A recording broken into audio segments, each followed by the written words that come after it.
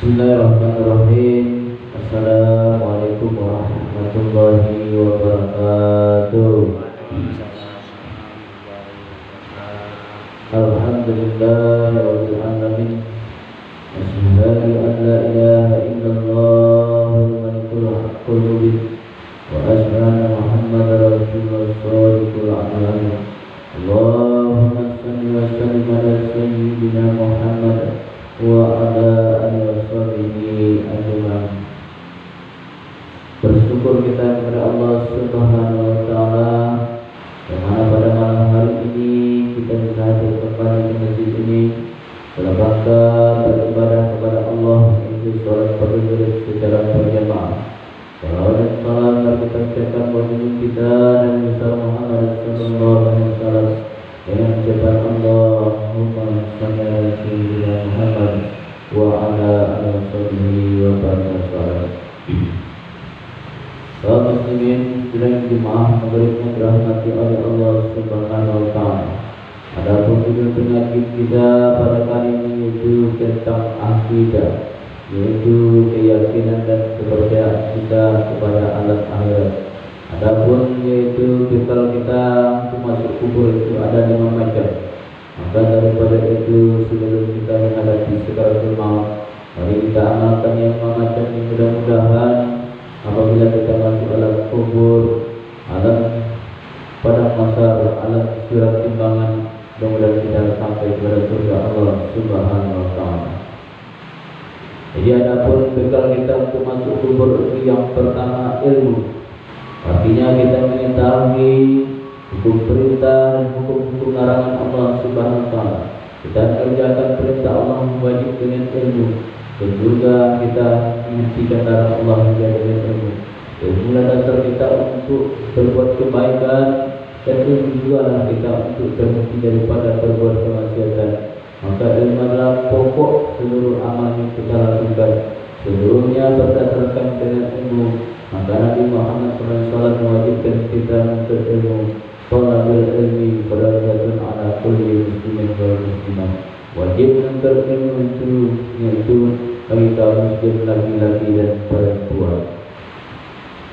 Adapun yang kedua, yaitu bekal kita untuk masuk alam kubur itu keimanan, keyakinan kita kepada alam akhirat, yakin kita kepada Allah, dan yakin juga kita kepada rukun iman yang 6. Bismillahirrahmanirrahim. Amantu billahi wa malaikatihi wa kutubihi wa rusulihi wal yawmil akhir wa qadri khairi wa syarrihi minallahi ta'ala. Percaya kepada Allah, percaya kepada malaikat, percaya kepada kitab, dan juga percaya kepada rasul, dan percaya kepada hari kiamat, itu hari pembalasan, dan percaya kepada kadar apa-apa yang telah ditetapkan oleh Allah SWT. Jadi keimanan keyakinan kita jangan berubah sedikit pun, bahwa Allah yang telah menjadikan alam, Allah yang telah memberikan manfaat kepada kita, Allah yang telah mendatangkan hadirat kepada kita, Allah yang beri nikmat kepada kita. Maka kita wajib bersyukur kepada Allah dan juga yakin seyakin-yakinnya seluruh amal kebaikan yang kita lakukan adalah mendapat pahala surga Allah Subhanahu wa taala.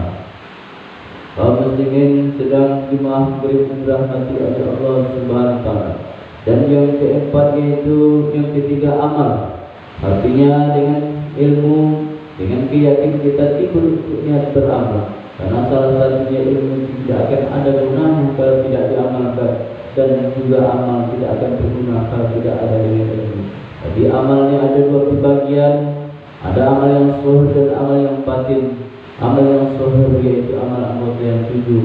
Kita mengerjakan sembahyang, puasa, zakat dan segala macamnya, dan bertakbir, bertahmid, berkabir, dan berselawat kepada Nabi Muhammad SAW. Begitu banyak amal-amal yang zahir yang kita lakukan, bersedekah, berinfak, dan juga berjuang di jalan Allah SWT. Dan amal yang batin yaitu senantiasa berzikir kepada Allah Subhanahu wa taala, senantiasa menanamkan keimanan keyakinan kita kepada Allah, dan juga kita senantiasa yaitu berzikir dan berserah diri kepada Allah Subhanahu wa taala. Maka daripada itu amalan ini tidak bisa berhenti sebelum kita menghadapi sakaratul maut. Maka daripada itu seluruh hidup kita dan dunia adalah ladang untuk beramal kebaikan. Maka kita berbuat sebanyak-banyaknya amal kebaikan. Amal yang kita lakukan bukan untuk orang lain. Amal yang kita lakukan adalah untuk diri kita, menyelamatkan daripada azab Allah Subhanahu wa taala. Dan yang keempat yaitu ikhlas. Maka seluruh amal ibadah yang kita lakukan, kita punya ilmu pengetahuan, kita punya keyakinan yang mantap, kita beramal sebanyak-banyaknya tapi dikunci dengan ikhlas. Karena ikhlas adalah salah satu modal untuk diterima oleh Allah SWT. Walaupun kita sembahyang, walaupun kita berinfak, bersedekah atau puasa dan segala macam amal yang kita lakukan, kalau kita tidak ikhlas sama dengan kaleng kosong, artinya tidak ada ibadah yang diterima oleh Allah selain ibadah ikhlas.